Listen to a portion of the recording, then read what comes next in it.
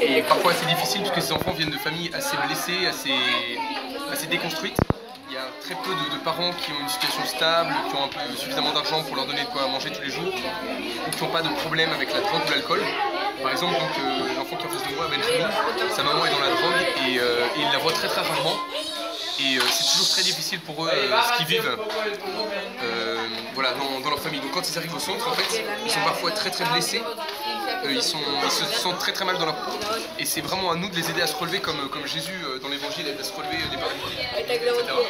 Et c'est vraiment une mission de compassion à part entière. Parce que ce sont vraiment des enfants très blessés par la vie. Est-ce que tu peux me dire un petit peu quelle leçon tu tires de cette expérience avec eux? La leçon un peu que je tire de cette expérience, c'est vraiment de rendre grâce au Seigneur, parce qu'on se rend compte que nous, on fait pas grand chose, hein, on les aide un petit peu avec le travail scolaire, etc. Mais eux, on remarque des changements extraordinaires dans leur vie. Par exemple, Jesus, qui est au bout de la table, est un enfant vraiment très très blessé, voilà, qui vient d'une famille très difficile, avec beaucoup de violence. Et quand il est arrivé, il était très très violent, il n'était pas du tout aimable avec nous.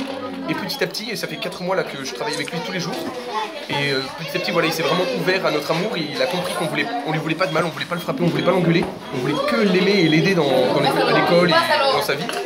Et petit à petit, voilà, il nous fait des câlins, il nous salue tous les jours, il a le sourire, et il est vraiment de plus en plus aimable. Et c'est vraiment une louange qu'on peut adresser au Seigneur, vraiment, c'est vraiment super.